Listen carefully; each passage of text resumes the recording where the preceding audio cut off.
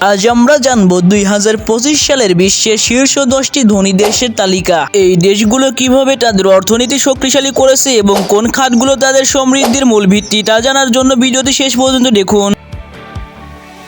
2025 সালের শীর্ষ 10টি ধনী দেশের তালিকার মধ্যে 10 নম্বরে আছে নরওয়ে।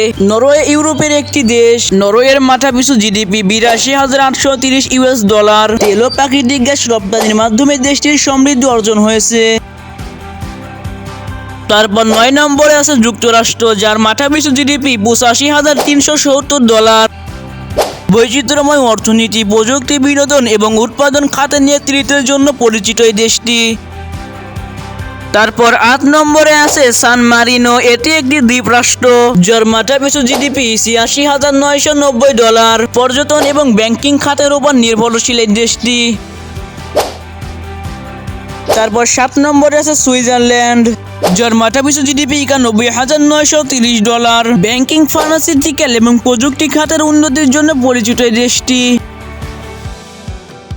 তারপর 6 নম্বরে আছে সংযুক্ত আরব আমিরাত, যার মাথাপিছু জিডিপি 96,850 ডলার। তেল, পর্যটন এবং রিয়েল এস্টেট বিনিয়োগের ফলে দেশটি ধনী হয়েছে। তারপর 5 নম্বরে আছে কাতার, যার মাথাপিছু জিডিপি 1,12,280 ডলার। তেল ও গ্যাস রপ্তানির মাধ্যমে দেশটি সমৃদ্ধি অর্জন করেছে। 4 নম্বর আছে সিঙ্গাপুর, যার মাথাপিছু জিডিপি 1,33,740 ডলার।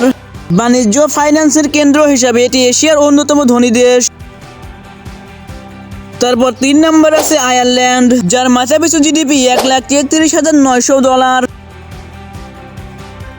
2 নম্বর আছে ম্যাকাও। ম্যাকাও চীনের বিশেষ প্রশাসনিক অঞ্চল, যার মাথাপিছু জিডিপি 1,34,140 ডলার। সর্বশেষ 1 নম্বর আছে লুক্সেমবার্গ। এটি ইউরোপের একটি ছোট্ট দেশ। দেশটির মাথাপিছু জিডিপি 1,43,740 ডলার।